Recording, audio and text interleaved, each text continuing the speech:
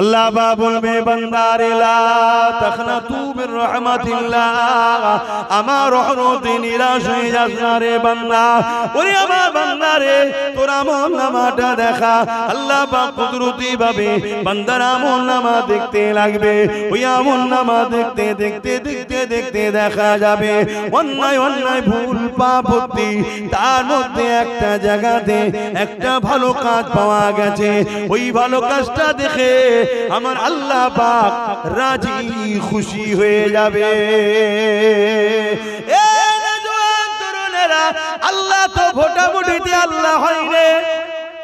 এই ভোটাভুটি করবেন নাকি যে আব্বাস জান্নাতের আপনারা বিরোধী করবেন নাকি?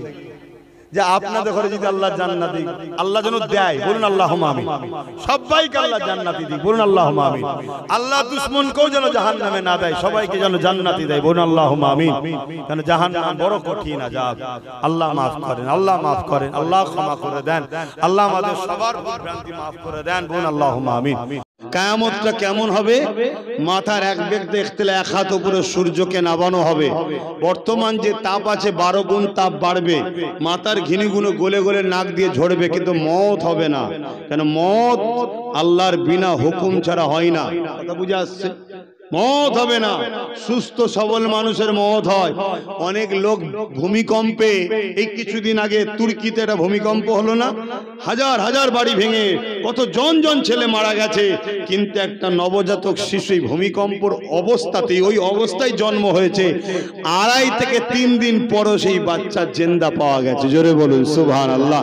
মওত এখানে রুটা বেরিয়ে যাওয়ার নাম। রুটা বেরিয়ে যাওয়া, রুটা কি? মহান স্রষ্টার হুকুম। অতএব নাক দিয়ে ঘিনগুলো গলে গলে পড়বে, মানুষের পাসিনা ঝরে ঝরে ঝরে ঝরে কারো হাঁটু কারো কোমর পর্যন্ত ঘাম ঝরে যাবে আরো বেশি।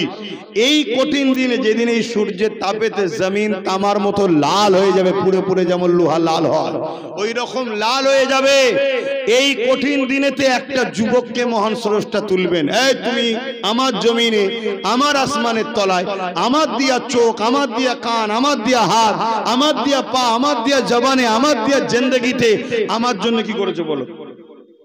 ওই যুবক বলবে আল্লাহ আমি কিচ্ছু করতে পারিনি, আপনাকে বিশ্বাস করতাম, আপনার হাবিবকে বিশ্বাস করেছি, ঈমানটা এনেছি, কোনো ভালো কাজ করতে পারিনি, উপরন্তু শুধু অন্যায় করেছি, ভুল করেছি, পাপ করেছি।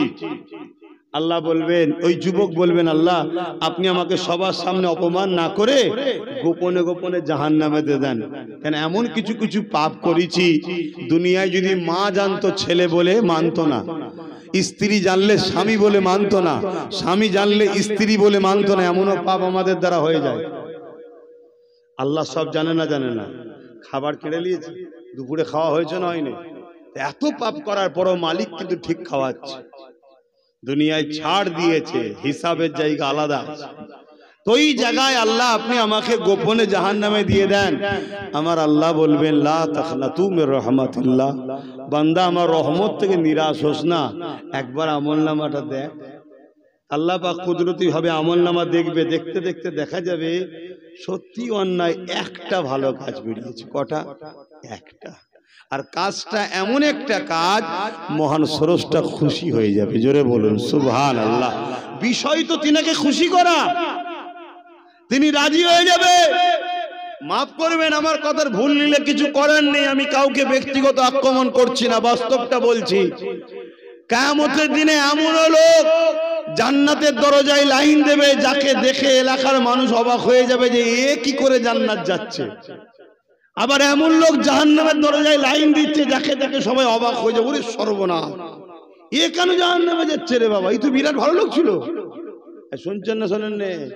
গোপনে কে কি করছে না করছে কেউ জানে না, সব জাননেওয়ালা যিনি তিনি কে? আওয়াজ দিয়ে বলুন কে?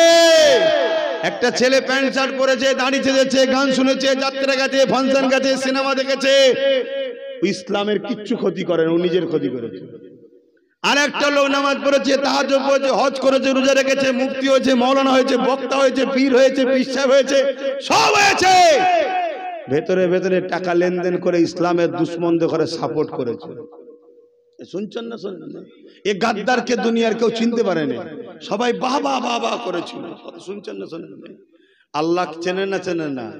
এজন্য বাপ আল্লাহকে ভয় করো। কাকে ভয় করবে? আল্লাহকে। ওয়ালিমান খাফা মাকাম রাব্বিহি জান্নাতান, যারা আমার আল্লাহকে ভয় করে আল্লাহ তাদেরকে দুটো জান্নাত দেবে। জোরে বলুন সুবহানাল্লাহ। আর আল্লাহকে যে ভয় করে আল্লাহ পাক বলেছে আমার বান্দাদের মধ্যে থেকে সবথেকে আমাকে যারা বেশি ভয় করে তারা হলো উলামা সম্প্রদায়। জোরে বলুন সুবহানাল্লাহ। তাই আল্লাহ বলেছেন উলামারা কিয়ামতের দিন বেহিসাব জান্নাতে যাবে। জোরে বলুন, জোরে বলবেন না। আবার এটাও বলতে লাগে রাসূল বলেছেন কিয়ামতের দিন সবথেকে আগে জাহান্নামেও যাবে উলামারা। তাহলে উলামাদের মধ্যে দুটো কাতার হচ্ছে না, হয় না? চিনবেন কি করে? চিনবেন কি করে? যে উলামা মুখ খোলা উদ্দেশ্য থাকবে আল্লাহ ও রাসূল, সে হলো হক। আর যে উলামা মুখ খুলে চেষ্টা করবে দুনিয়ার কোনো কাউকে বাঁচাবার, দুনিয়ার কাউকে খুশি করার, দুনিয়া কাউকে রাজি করার, জানবেন এ উলামা তাগুদি শক্তির দালালি করছে। তাগুদি শক্তি বোঝেন? তাগুত কাকে বলে বোঝেন? তাহলে আমি তো ওয়াজ করে যাব, আপনারা বলবেন সুবহানাল্লাহ, কিন্তু কি ব্যাপারটা হলো বুঝবেন না তো। তাগুত হলো ওই শক্তিকে বলা হয় যে পাওয়ার দিয়ে ইসলাম ও ইসলামের অনুসারীদের ঘরে কুফরি রাস্তায় নিয়ে যাবার পরিকল্পনা করে, তাকে বলা হয় তাগুত শক্তি। কথা বুঝে আসছে? তাদেরকে বলা হয় তাগুত। তো ভাইয়েরা আমার, যে কথা বলছিলাম, ওই যুবকটাকে আল্লাহ জিজ্ঞেস করবে যে হারা তুই তো সবই খারাপ কাজ করেছিস, আমি আমার ভাষায় বাংলাতে বুঝাচ্ছি, কিন্তু তোর একটা ভালো গুণ পাওয়া গেছে যেটাতে আমি বড় খুশি হয়েছি, বল তুই কোথায় যাবি? বান্দা একটা সুন্দর উত্তরও সেদিন দেবে, কি? আল্লাহ আপনি যদি দয়া করেন আমি জান্নাতে যাব। জোরে বলুন সুবহানাল্লাহ। এই কথাটা মনে রাখবেন, জান্নাত একমাত্র যাবে আল্লাহর দয়াতে। নামাজ দেখিয়ে, রোজা দেখিয়ে, দাড়ি দেখিয়ে, টুপি দেখিয়ে, হজ দেখিয়ে, দান দেখিয়ে, এসব দেখালে আল্লাহর দয়াটা পাওয়া যায়, কিন্তু এগুলো দেখিয়ে জান্নাত নয়। জান্নাত একমাত্র আল্লাহর দয়াতে পাওয়া যায়। আর আল্লাহর দয়া সূরা আম্বিয়ার মধ্যে আল্লাহ বলছেন ওমা আরসালনাকা ইল্লা রাহমাতাল লিল আলামিন, নবী হলেন আল্লাহর দয়া। জোরে বলুন সুবহানাল্লাহ। জান্নাত নবী ছাড়া পাওয়া, এটা মাথার মধ্যে রেখে দেবেন। তো আসুন, যে কথা বলছিলাম, ওই যুবককে আল্লাহ বলবে যা আমি তোর গুনাহকে সব চেপে দিলাম, যা পাপ করেছিস আমি সব লুকিয়ে দিলাম, মাফ করে দিলাম, আমি তোকে আমার দয়ার বিনিময়ে জান্নাত দিলাম। জোরে বলুন সুবহানাল্লাহ। এখন ওই দিনকে আল্লাহর বিরুদ্ধে আন্দোলন হবে নাকি? যে লোকটা তো পাপী ছিল, খারাপ ছিল, হ্যান ছিল, ত্যান ছিল, ওকে জান্নাত দিচ্ছেন কেন? এই আন্দোলন হবে? ওখানে আন্দোলন করার কোনো সুযোগ থাকবে? ময়দানে মাহশরে নারী পুরুষ সবাই উলঙ্গ থাকবে, নারী পুরুষ সবাই উলঙ্গ। আম্মা জান আয়েশা সিদ্দিকা আমার রাসূলকে জিজ্ঞেস করছেন, ইয়া রাসূলুল্লাহ, কি লজ্জার কথা, কেউ কি কারো দিকে তাকাবে না? আল্লাহ রাসূল বললেন, আয়েশা এটাই তো আল্লাহ দেখাচ্ছে, এত কঠিন দিন হবে কেউ কারো দিকে তাকাবার পর্যন্ত এই দুঃসাহস, এই এনার্জি, এই মেন্টালিটি, এই শখটাও থাকবে না। সবাই একটাই কথা বলবে, আজ আমি বাঁচবো কি করে? ভাবতে পারছেন আজ আমি বাঁচবো কি করে? যেটা কল্পনা করে বোঝা মুশকিল, তারপরও না দেখে বিশ্বাসের নাম তো ঈমান। তো ভাইয়েরা আমার, যেদিন জাহান্নামকে নিয়েছে আরশের বাপাশে বাঁধা হবে, 70,000 জিনজিল দিয়ে বাঁধা হবে, এক একটা জিনজিলে 70,000 করে ফেরেশতা ধরে রাখবে। এ যুবক, খুব ভালো লাগছে দুনিয়া, এ হাওয়া কতদিন গায়ে লাগাবে? তোমাকে আল্লাহ কেন বানালো? আজ সমাজের বুকে অন্যায়, অত্যাচার, জুলুম, রাহাজানি, খুন, দাঙ্গা, ফাসাদ ভরে যাচ্ছে। যুবক, এগুলোকে নির্মূল করার নাম ইসলাম। মুসলমানদের কাজ এটা, ডিউটি, ধর্ম এটা। অন্য কাজ ধর্মে কি আছে আমি জানি না। মুসলমানের ধর্ম হলো খুন মুক্ত মুক্ত সমাজ তৈরি করা, রেপ মুক্ত সমাজ তৈরি করা, জুলুম মুক্ত সমাজ তৈরি করা, দাঙ্গা মুক্ত সমাজ তৈরি করা, মানুষ জাস্টিস পাবে, ইনসাফ পাবে এমন সমাজ তৈরি করা। এ যুবক, এটা এত বড় ইবাদত, এত বড় ইবাদত। কিয়ামতের দিন ওই ছেলেটা জান্নাত যাচ্ছে কি করে একটু শোনো। ওই যুবককে আল্লাহ বলবে, শোন তোর কোন কাজটা ভালো লেগেছে শুনবি না? আল্লাহ রসুল সাহাবাদেরকে বললেন, শোনো কিয়ামতের দিনে ওই বান্দার একটা ভালো কাজ। সেই কাজ কি? প্রচন্ড গরমের সময়, রোদের সময় একটা গাছের ছায়া দেখে তার মালিক পশুকে বেঁধেছে, কিন্তু সূর্য সরলে ছায়া সরবে তো নাকি? বলুন বলুন। সূর্য সরে গেছে, ছায়া চলে গিয়ে পশুটার গায়ে রোদ লেগেছে। এত গরম, প্রচন্ড রোদের তাপ আর প্রচন্ড গরমের সময় ওই পশুটার রোদের চোটে, পিপাসার চোটে জিভ বাইর হয়ে গেছে।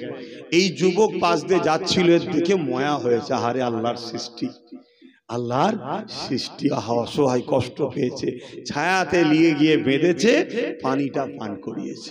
আল্লাহ বলছে, বান্দা আমার 1 ভাগ রহমত কায়নাতে বন্টন করেছি, আমার কাছে 99 ভাগ আছে। তুই যদি আমার বান্দা হয়ে আমার দিয়া রহমত নিয়ে আমার সৃষ্টির উপরে দয়া দেখাতে পারিস, যেদিন সে বিপদে ছিল আজকে তুই বিপদে আছিস, আমি 99টা রহমত আমার কাছে রয়েছে, রহমতের মালিক হয়ে আমি কেন তোর উপর দয়া দেখাবো না? যা, আমি তোকে দয়া করে জান্নাত দিয়ে দিলাম। জোরে বলুন সুবহানাল্লাহ, আরো জোরে বলুন। আজকে আশরাফুল মখলুকাত মানুষ, আজকে সে মানুষ হিন্দু হোক, আদিবাসী হোক, সাঁওতাল হোক, মতুয়া হোক, খ্রিস্টান হোক, যেই হোক, আজ যদি কেউ দেখি ক্ষুধার্ত, কেউ দেখি বিপদে আছে, কেউ দেখি অসহায়, কার বাচ্চার পড়াবার ফিস নেই, কে বিমারে পড়ে আছে, আরে ইসলাম তো এটাই, তার সেবা করো, তার পাশে দাঁড়াও। তার কি মাযহাব, তার কি ধর্ম, ওটা আমার মানারও দরকার নেই, জানারও দরকার নেই, সে তার প্রভুকে জবাব দেবে। কথা বুঝে আসছে না?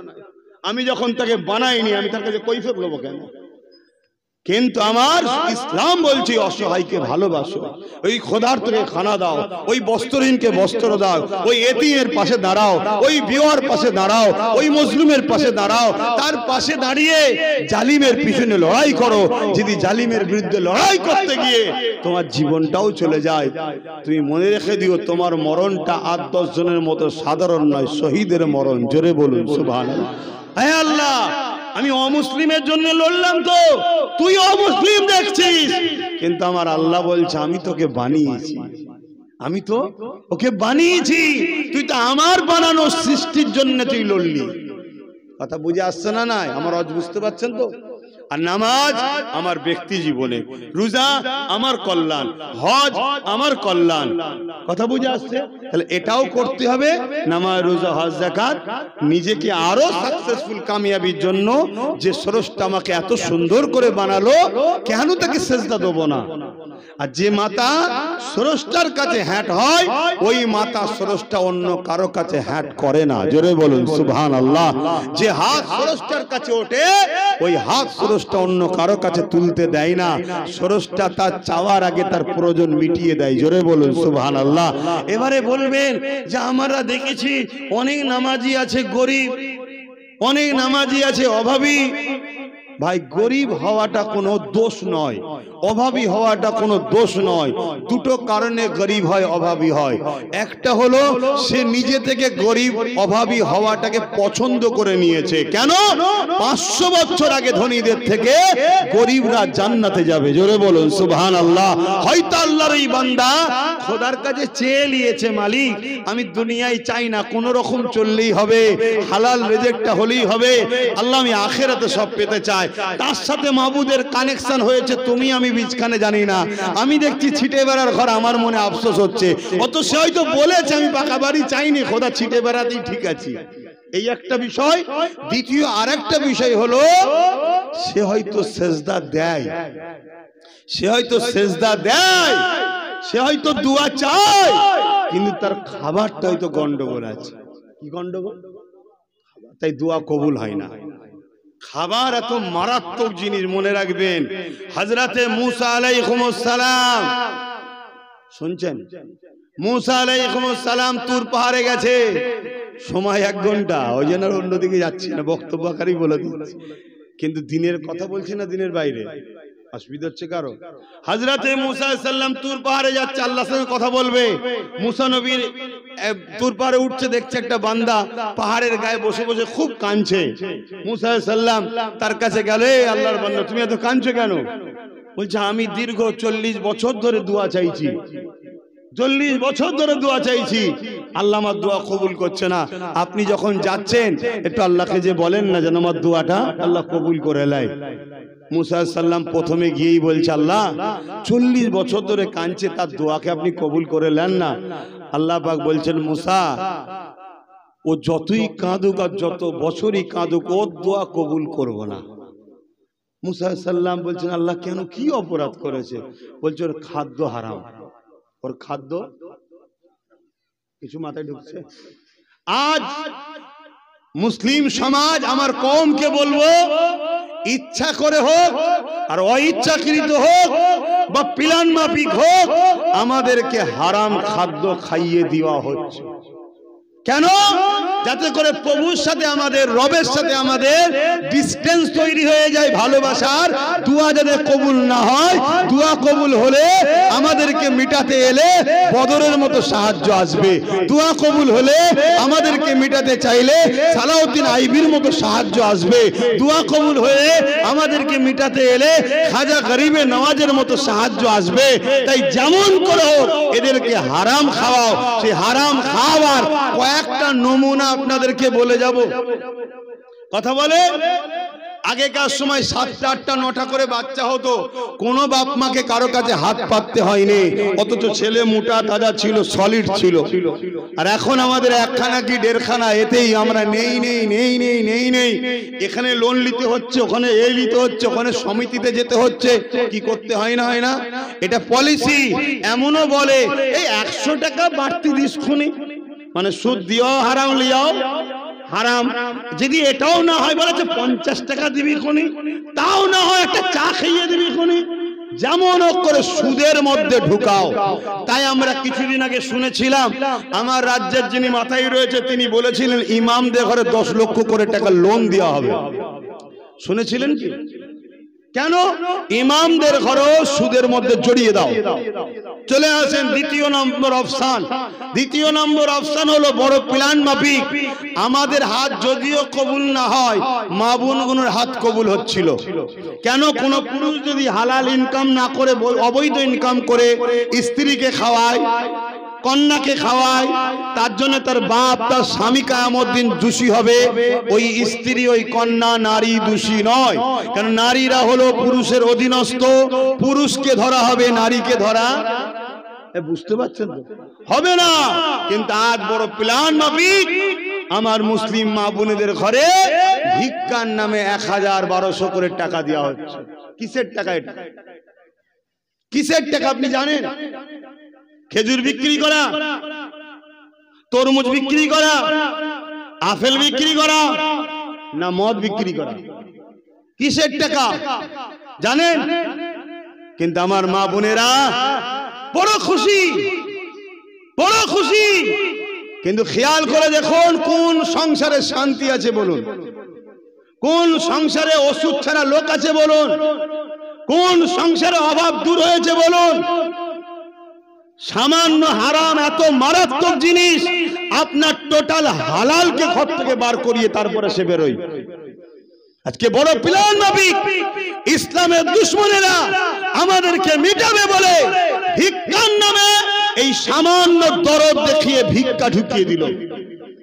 আমাদের বলা উচিত, আপনি 1000 টাকাই দিন, আমার স্বামীকে দিন। 1000 টাকাই দিন, আমার বাপকে দিন। 1000 টাকা দিন, আমার ছেলেকে দিন।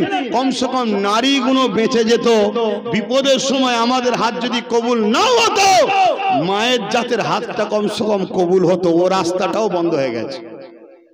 আমার অসুবিধা হচ্ছে। আরো একটা কথা বলবো, হ্যাঁ, আরো একটা বলবো, আরো কত বড় প্ল্যান দেখুন ভাই। আমরা কুরবানিতে গরু জবাই করি, তাই তো নাকি? এটা আমাদের কাছে বৈধ, আমাদের কাছে হালাল, পছন্দ করি, জবাই করি, তাই তো নাকি? কিন্তু এই সমাজে অনেক ধর্মের লোক আছে, তারা এটাকে অপছন্দ করে, তারা এটাকে খাওয়াও অপছন্দ করে, ঠিক তো নাকি? অনেক এ সমাজে লোক আছে যাদের কাছে মদ খাওয়াটা কোনো পাপ নাই, আমাদের কাছে মদ খাওয়াটা কি? জোরে বলুন। এ সমাজে অনেক লোক আছে তাদের কাছে সুদ খাওয়াটা কোনো ব্যাপার না, আমাদের কাছে সুদ খাওয়াটা কি? একটু বলবেন, বলবেন কিরম হারাম? সুদের সব থেকে শেষ গুনাহ কি? সুদের সব থেকে শেষ গুনাহ হলো আল্লাহর কাবার সামনে নিজের মায়ের সঙ্গে কেউ যদি, মাফ করবেন বাকিটা বুঝতে পারছেন,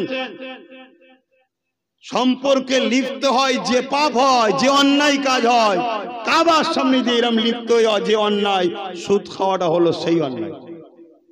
কিন্তু এই সুদ এক শ্রেণী মানুষের কাছে অবৈধ নয়, তাদের কাছে জায়েজ, তারা করছে না, করে না। ঠিক তেমনই তার ধর্মে কিছু জিনিস আছে হালাল, আমার ধর্মে হারাম, অবৈধ।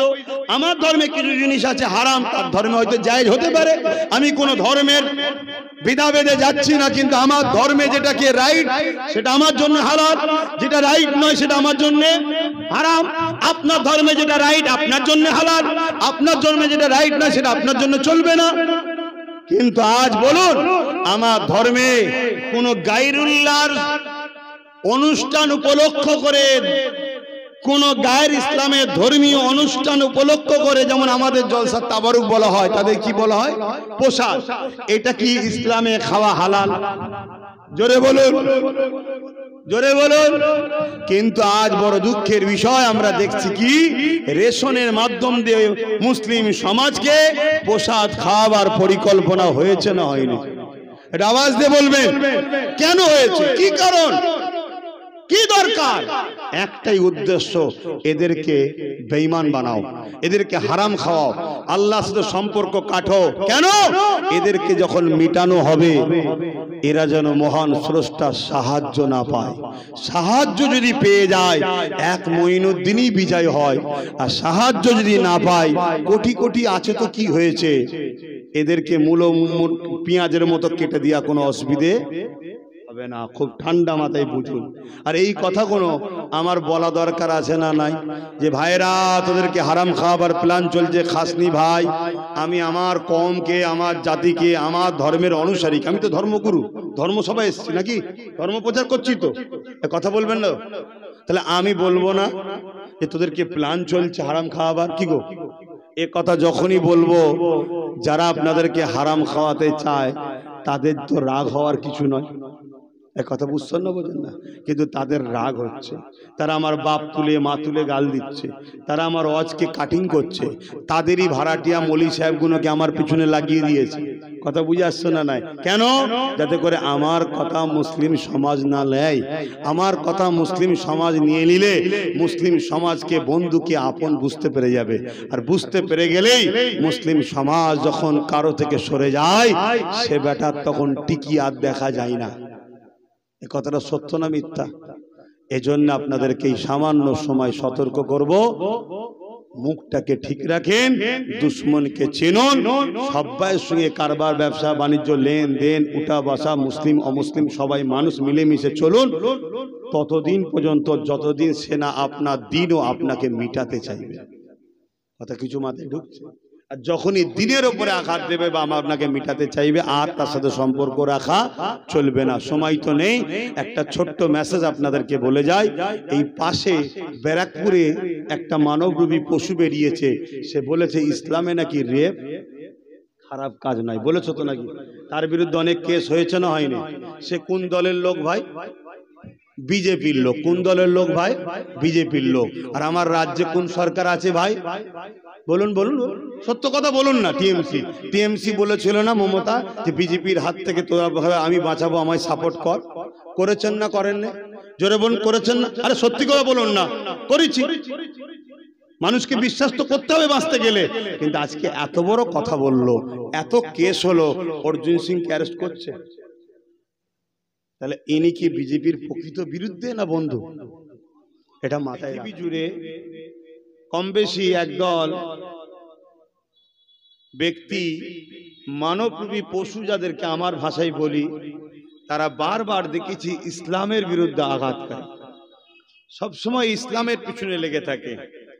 ইসলাম এই, ইসলাম ওই, ইসলাম এই, ইসলামলে ফিল্ম করা, ইসলামলে মিথ্যা মিথ্যা মিডিয়াতে প্রোপাগান্ডা ছড়ানো, কখনো আল্লাহর বিষয়ে, কখনো ইসলামের বিষয়ে, কখনো কোরআনের বিষয়ে, কখনো রসুলের বিষয়ে বারবার এরা আঘাত দেয়।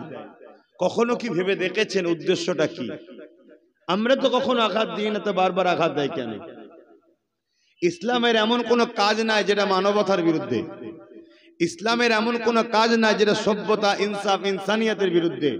অথচ ইসলাম শব্দের মানে, ওয়ার্ডের মানে হলো শান্তি, যার ব্যাপক অর্থ হলো ইনসাফ, ইনসানিয়াত, ন্যায়, সত্য, মানবতা, সম্প্রীতি, ভ্রাতৃত্ব, ভালোবাসা, ঐক্য, একতা, প্রেম। এই সব কিছু নিয়ে ইসলাম। শুধু নামাজ, রোজা, দাড়ি, টুপির নাম ইসলাম নয়, ওটাও ইসলামের মধ্যে, ওটা ব্যক্তি জীবনে। আপনি যখন ইসলামের মধ্যে এন্ট্রি করলেন, আপনাকে নামাজও পড়তে হবে, আপনাকে ভ্রাতৃত্ব দেখাতে হবে, মানবতা দেখাতে হবে, ইনসাফ দেখাতে হবে, ইনসানিয়াত দেখাতে হবে, ভালোবাসতে হবে, মুসলিম অমুসলিম সমস্ত মানুষের উপরে আপনাকে দয়া দেখাতে হবে। যদি একটা মানুষকে আপনি বিপদ থেকে বাঁচান, আল্লাহ রসুল আল্লাহ কোরআনে বলছেন পুরো মানব জাতিকে আপনি বাঁচালেন। জোরে বলুন সুবহানাল্লাহ। আর আপনি যদি একটা মানুষের উপরে জুলুম অত্যাচার করেন, সেই অসহায় নির্দোষ মানুষের উপরে শুধু জুলুম করেননি, পুরো মানুষ জাতির উপর আপনি জুলুম করলেন। এই ইনসাফ, এই জাস্টিস, এই ন্যায়, এটাই তো ইসলাম। জোরে বলুন সুবহানাল্লাহ। ব্যাপারটা হচ্ছে, করোনা যখন এসেছিল, ডাক্তার বলতো ভালো করে হাত ধো, কুল্লি করো, নাকে পানি দাও, পা ধো, কিন্তু একবারও বললো না উজু করো ভালো করে। মানে উজু করলে ইসলাম হয়ে যায়, তাই বলবো না। কথা বুঝে আসছে তো না? অতএব যে ইনসাফ করে সে ইসলাম করে, যে ন্যায় করে সে ইসলাম করে, যে মানবতা দেখে সে ইসলাম দেখায়। শুনছেন তো? যে গরিবকে ভালোবাসে সে ইসলাম দেখায়। এবারে দুটো বিষয়, একটা স্কুলে ভর্তি হয়ে পড়া, আর একটা বাইরে থেকে জানা। বাইরে থেকে জানো যত, যদি ভর্তি না হও তোমার রেজাল্ট আসবে না, মার্কশিট আসবে না।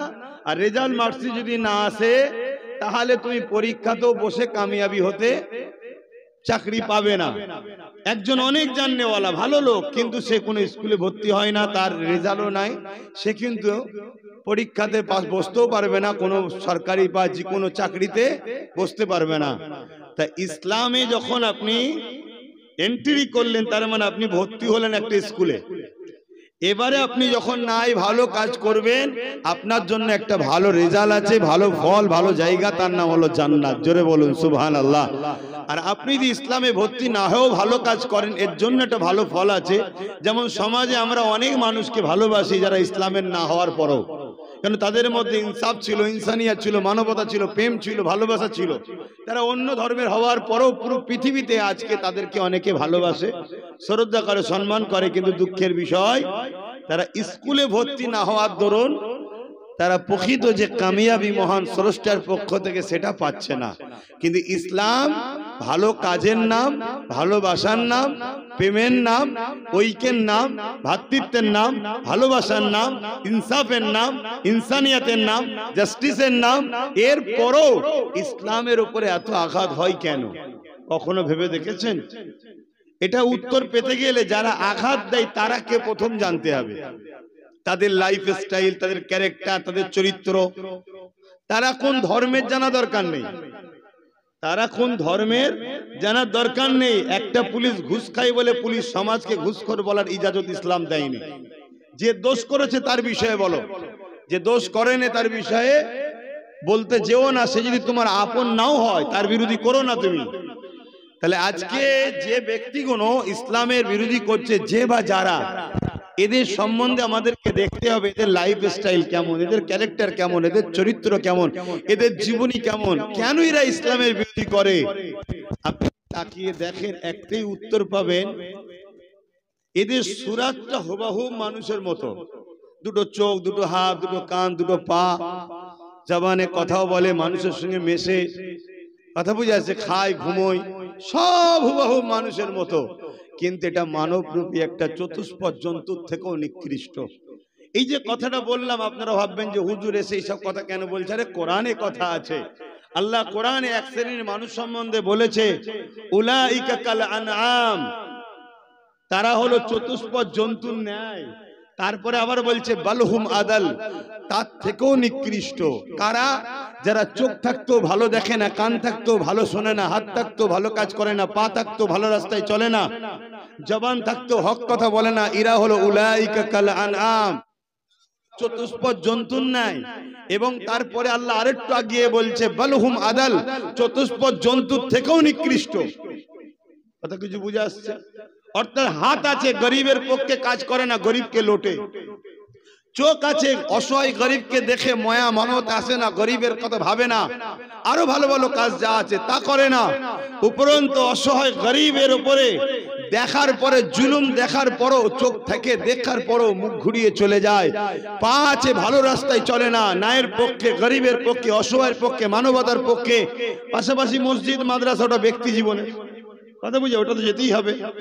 এই রাস্তায় চলে না তাদেরকে, এবং জবান আছে হক কথা বলে না, জবান আছে হক কথা বলে না, সত্য কথা বলে না, ন্যায় কথা বলে না, এদেরকে আল্লাহর কোরআন বলছে না চতুষ্পদ জন্তুর নাই। তারপরে বলছে বালহুম আদাল, আরো নিকৃষ্ট। কথা কিছু বুঝে আসছে? তাহলে এই শ্রেণীর মানুষগুলো তারা ইসলামকে আঘাত দেয়, ইসলামকে ক্ষতি করতে চায়।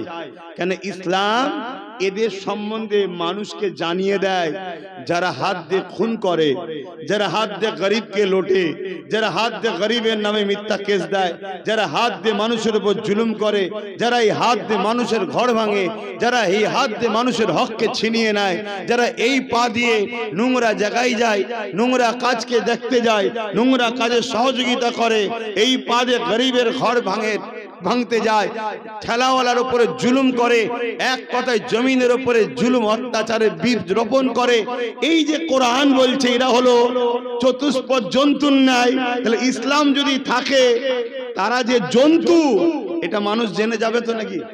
তাই তারা চায় না ইসলাম থাক, তারা চায় না কোরআন থাক, তারা চায় না মোহাম্মদ রসুলের মাসেজ সমাজের মুখে চলুক।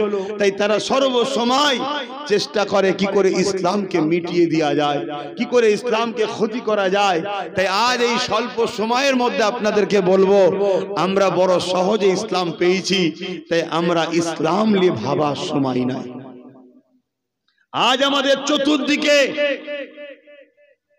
শয়ে শয়ে নয়, লাখো লাখো নয়, কোটি কোটি মানবরূপী পশু তৈরি হয়ে গেছে, আমাদের খেয়ালই নাই। কেউ দাড়ি রেখে, কেউ দাড়ি চেচে, কেউ টুপি পরে, কেউ টুপি খুলে, কেউ ইসলামের অনুসারী দাবি করে, কেউ দাবি না করে। আজ সমাজে বিশাল বড় একটা অংশ তৈরি হয়েছে যারা চাইছে হযরত প্রফেট মুহাম্মদ রাসূলুল্লাহ এই ইনসাফ, ইনসানিয়াত, মানবতার ধর্মকে মিটিয়ে দেব। কেন? তারা চায় ফেরাউনের সাম্রাজ্য তৈরি করব, নমরুদের সাম্রাজ্য তৈরি করব, এজিদের সাম্রাজ্য তৈরি করব, আবু জেহেল, উতবা, সাইবার সাম্রাজ্য তৈরি করব, যেখানে ধনী আর ক্ষমতাশালীরাই হবে মানুষের প্রভু, বাকি মানুষের বাঁচার কোনো অধিকার থাকবে না। শোনেন, আমার রাসূল পাক সাল্লাল্লাহু আলাইহি ওয়াসাল্লাম প্রতিটা ঈমানদার নর নারী বালেগ স্বাধীনের জন্য 5 ওয়াক্ত নামাজ দিয়েছে, 1 মাস রোজা দিয়েছে।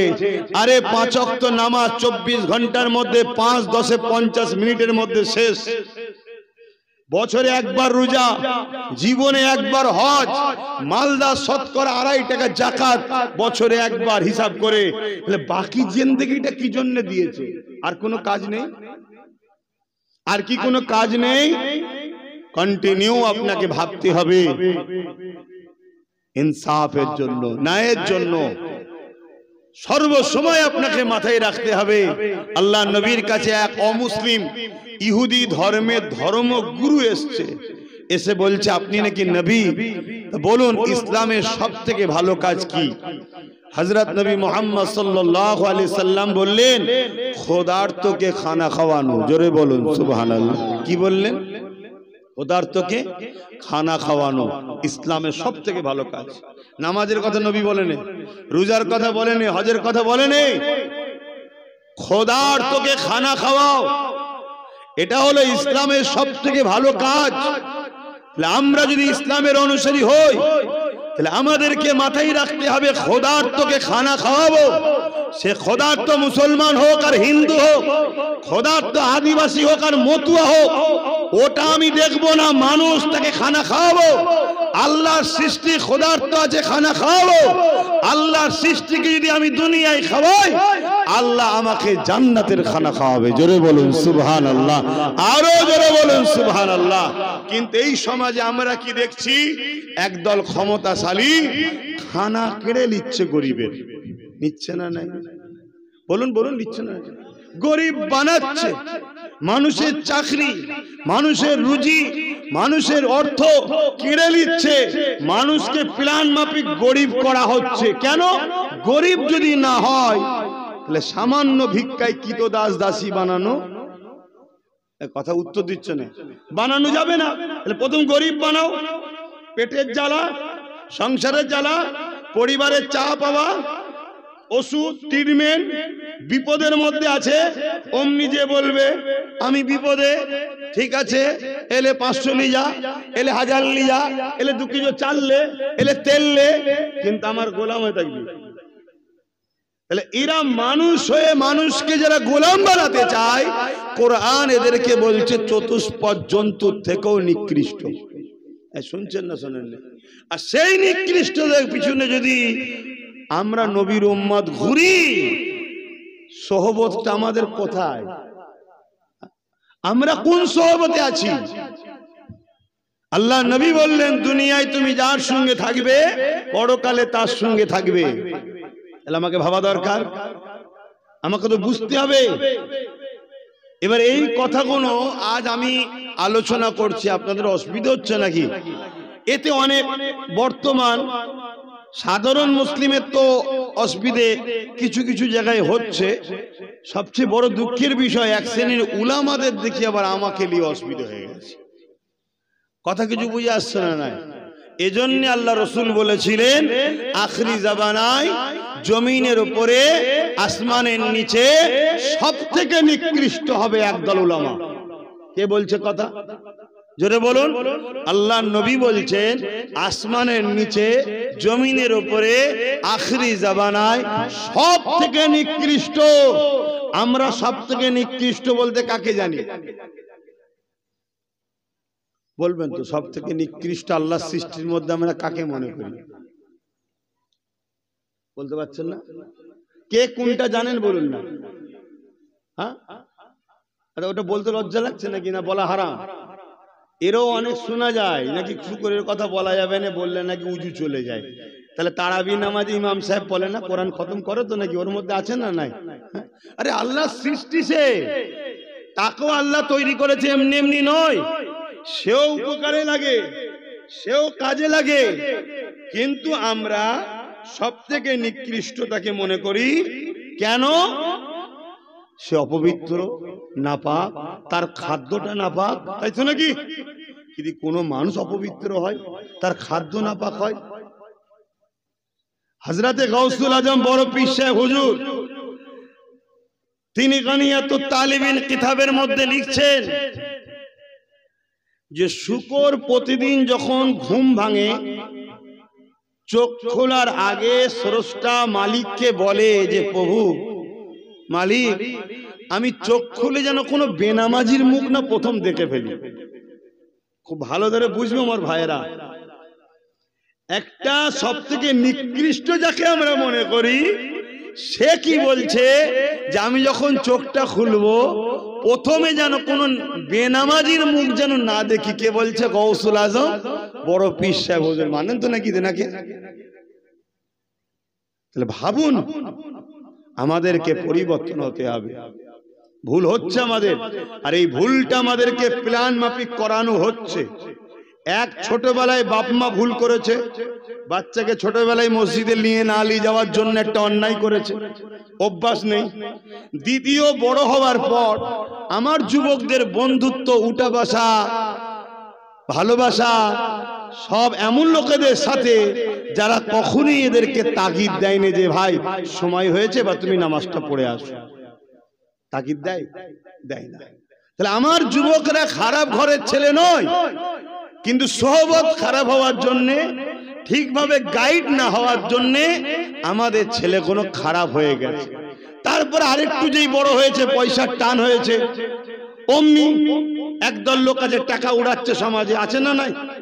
টাকা উড়াচ্ছে, এই পতাকাটা ওখানে বেঁধে দিলে 500 টাকা লিজা, এখানে চুনটা করে দে 1000 টাকা লিজা, এই করে দিয়ে দেখছো তো ভালো লাইন, কথা বুঝছেন তো? তারপরে তারা নিয়ে যে গানে, যাত্রায়, ফাংশনে, খেলা মেলাতে আমাদের ছেলেদেরকে জড়িয়ে দিয়েছে। আর আমরা যখন হুজুররা এসে বলি, মৌলানারা, বাবারা, মুরগি ধরাবার জন্য চাল ছড়ানো হয়, তোদেরকে চাল ছড়াচ্ছে খাঁচাই বন্দি করবে বলে, তখন এরাই বলে সব কথা, আমার দাদা হয় না, কত ভালোবাসে, কি বলে না, বলে না?